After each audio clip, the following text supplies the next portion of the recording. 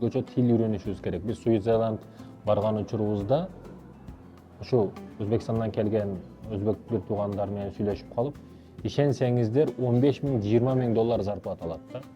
Неге сен өзгөчөлүгүң? Башкаларда биле келген ошо сен сыяктуу ишти кылып атат. Неге сен сыяктуу зарплата албайт? Себеби билесизби, ажеке, мен болгону тилди билем дейт. Англисчени билет, бардык эшиктер ачык анын. Ошон үчүн ал 15 миң, 20 миң доллар айлык алат. Ал тилди билбегендер 2 миң, 3 миң доллар зарплата алып атат.